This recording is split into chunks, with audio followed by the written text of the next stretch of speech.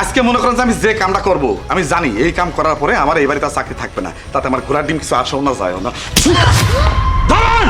তোর এত বড় সাহস, তুই তোর ম্যাডামের গায়ে তুলিস? ধরে মিয়া বলে না কথা কান ফালতু কথা জায়গা মতো কথা কথা পারেন না, দাঁড়ান রকম করম দেখাচ্ছেন না, ভিডিও দেখেন। মনে যাচ্ছাও কথা নাই বাধা নাই, হুট হাট করে ভিতরে ঢুকতেছ, সমস্যা কি? আমার মেয়ের কাছে গেতেছি, এইটা আমার মেয়ের বাসা, আমার মেয়ে পায়েল। আরে বেডির নাম ঠিক আছে, কথা হচ্ছে নামের সাথে নাম মিলিয়ে তো আর আত্মীয় হয় না। সমস্যা হচ্ছে আপনাকে দেখে ওই পায়েল ম্যাডামের মা বলে মনে হচ্ছে না, আপনি ভুল ঠিকানায় চলে আসছেন। দেখেন ঢাকা শহরে ইরামবাড়ির মেলা আছে, আপনি ঠিকঠাক ঠিকানা খুঁজে তারপরে মায়া খুঁজেন গে, বুঝতে পারি স্যার? আমি বুঝতে পারি নাই এইটাই আমার মেয়ে পায়েলের বাসা, আমি ভুল ঠিকানা আহি নেই। আরে পায়েলের মা মানে আমাকে পায়েল ম্যাডামের মা দেশের বাইরে থাকে, তোমাকে দেখে তো মনে হচ্ছে যে তুমি কাম করে ভাত খাও। পায়েল ম্যাডামের মা তুমি না, উল্টে পাল্টা কথা কয় না তো, এটা তোমার মায়ের বাসা না, তুমি চলে যাচ্ছ। না আমি গ্রামে থাকি, ওইটাই তো বাইরে। এই দাঁড়াবেন, চলে যাও। আসতেছি স্যার। আমার মেয়ের বাড়ি আর দারোয়ান কয় অন্য নাম। না আমার মেয়ের বাড়ি এটা।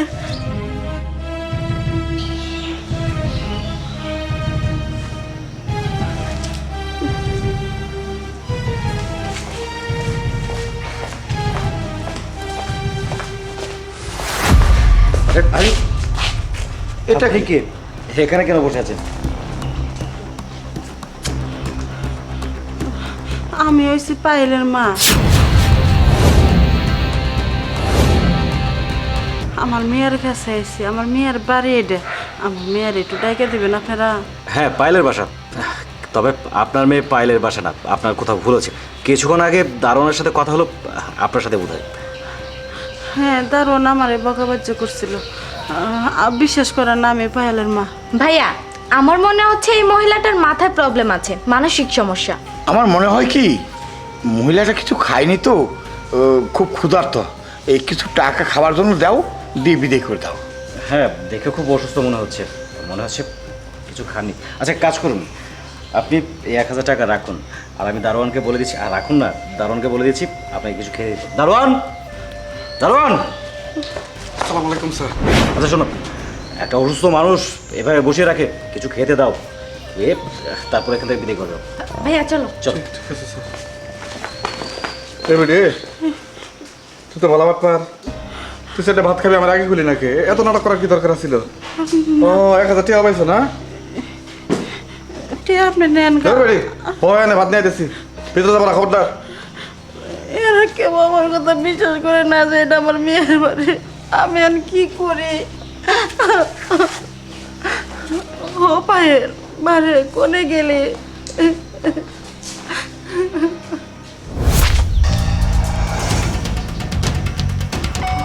শিট।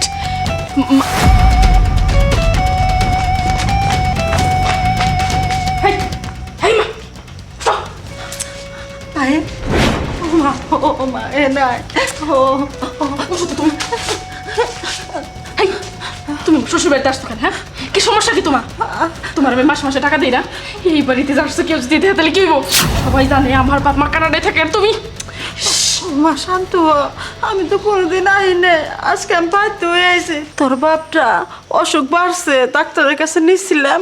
ওই ডাক্তার কইছে ঢাকা নিয়ে বড় হাসপাতালে ভর্তি করা লাগবো, ভালো চিকিৎসা হইতে গেলে 3-4 লাখ টাকা লাগবো।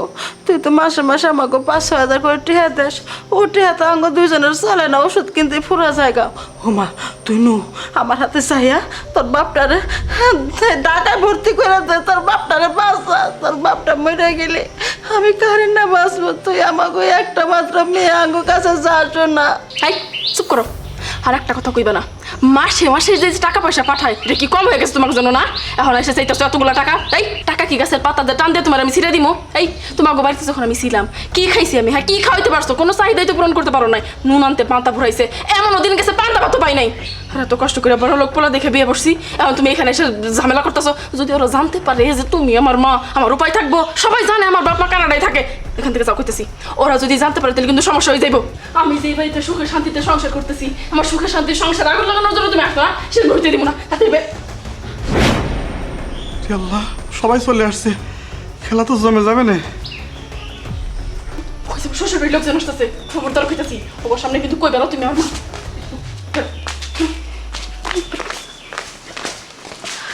এই তো পায়েল, কালা, তোমাকে বলেছিলাম না, এ হচ্ছে আমার পায়েল, আমার ওয়াইফ, তোমার মেয়ে না। তোমাকে আমি আগেও বলেছি। দেখো তো কখন থেকে এসে বলছে ওনার মেয়ের বাড়ি না। হ্যাঁ আমাকেও বলছিল, সমস্যা নাই, ওই মাথায় সমস্যা আর কি, চলে যাচ্ছে, যান যান চলে যান। ঠিকই কইছে ম্যাডামে, আমার মাথার সমস্যা, আমি ভুল জায়গায় আইছি। ম্যাডামের বাপের মা থাকে লন্ডনে আর আমি থাকি গ্রামে শহরে। উনি আমার মেয়ে না, আমার মাফ করে দেন। আপনাকে মেলা সময় আমি নষ্ট করেছি। সর্বনাশ হয়েছে। আস্তাগফিরুল্লাহ, আমি নিজের চোখে দেখেছি। ম্যাডাম মিথ্যা কথা করছে। উনি মা। কি বলছো দারোয়ান? রাখেন মেয়ে, আপনি কোনো মানুষের কোয়ালিটির মধ্যেই পড়েন না। আপনি ঠিকঠাক মতো আপনার বয়স মানুষ করতে পারেন নাই। নাহলে ইরাম মেয়ে পৃথিবীর থাকে কিরাম করে, যে নিজের জন্ম দেয়া মায়েক ভুলে যায়। আরে, মায়েক বিশ্বাস করতেছেন না আমার কথা আপনারা, আমি বুঝতে পারতেছি। কিন্তু আজকে মনে করেন যে আমি যে কামটা করব, আমি জানি এই কাম করার পরে আমার এই বাড়িতে আর চাকরি থাকবে না। তাতে আমার ঘোড়ার ডিম কিছু আসেও না, যায় না। দারোয়ান, তোর এত বড় সাহস, তুই তোর ম্যাডামের গায়ে তুলিস? ধরবি না বলো না, আমি কথা কম ফালতু কথা জায়গা মতো কথা বলতে পারেন না। দারুণ দ্রব্য করম দেখাচ্ছেন না, এটা দেখেন।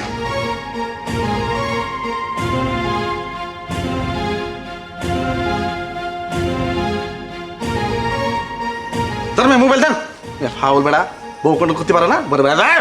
আমার বউ হলি পারা, এতক্ষণ মনে করে যে পা থেকে মাথা মতো পিটাই একবার সুটকি বানা দিতাম। তোকে বাড়ির চাকরি আমার কসু করবে না, 2 মাসের বেতন আমি তোকে সালকা দিয়ে গেলাম। তো